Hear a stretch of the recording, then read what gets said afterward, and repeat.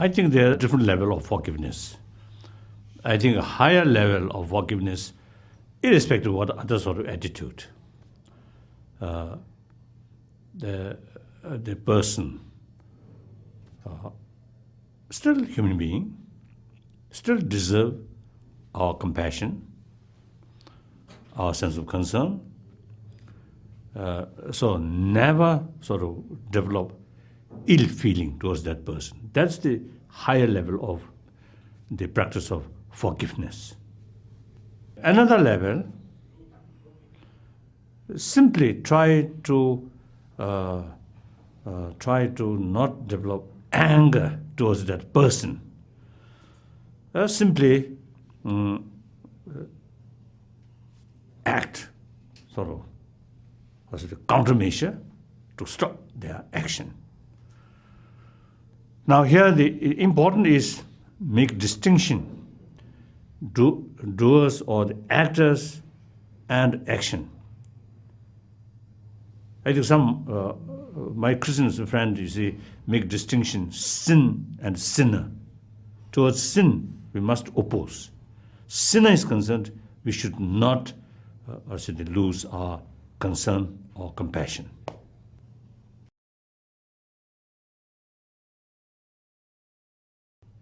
We have to do justice, but without anger, without hatred.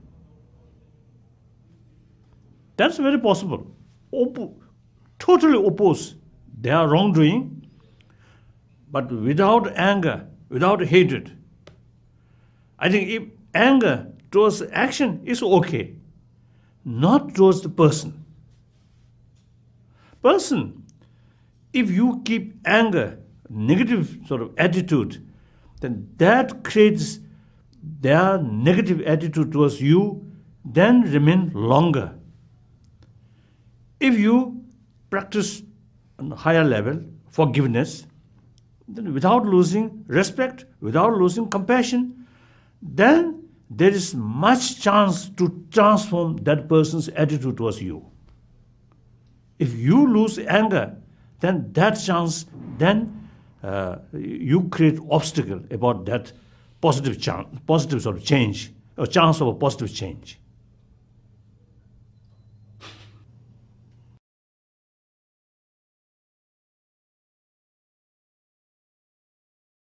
We deliberately try to keep our compassion towards the troublemaker. I think here one story. I think you already heard. The one Tibetan monk who spent more than 18 years in Chinese Gulag. Now, once in early 80, he found opportunity come to India and join his the previous monastery. So since I know him very well, so one occasion I asked what kind of sort of his experience during 18 years in Chinese Gulag. Then he told me a few occasions he faced some danger. I thought, oh, danger on his life, maybe like that. And his answer is danger of losing compassion towards Chinese. So that's the real sign of practice of forgiveness. Tolerance is actually sign of strength, not sign of weakness. The weaker people, in deep inside, fear, insecure, then strong action immediately, full self-confidence.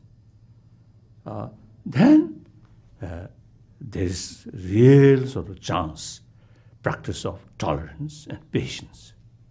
So these are the sign of inner strength.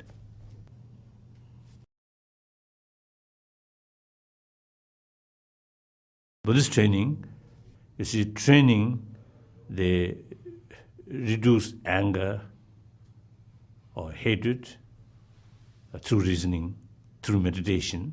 I mean, reasons bring conviction. Conviction brings enthusiasm. Enthusiasm brings effort. Effort, constant effort, regardless what sort of what's it?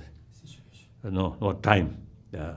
1 week or month or years or decades. Constant effort, eventually changing our mental attitude.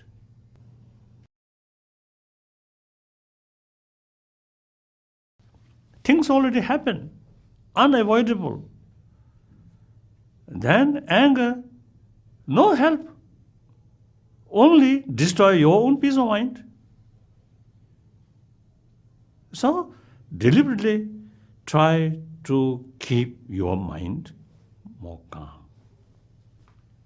So these are the, I think, foundation of implement these, the difficult sort of practice. Like that. So it's different ways.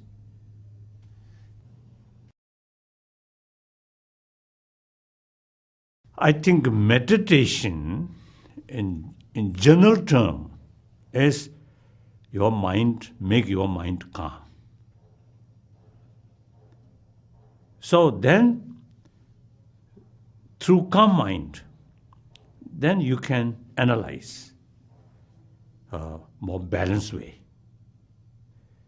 The disturbed mind, unbalanced mind, you cannot successfully analyze the true situation of the reality. So, therefore, the meditation is helpful, useful to bring calm mind.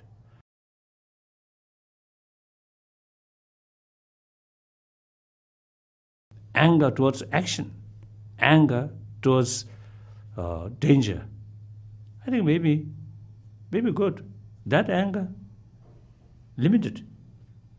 The negativeness, I think, or destructiveness of that anger is limited. Anger towards being, towards actor, I think more serious.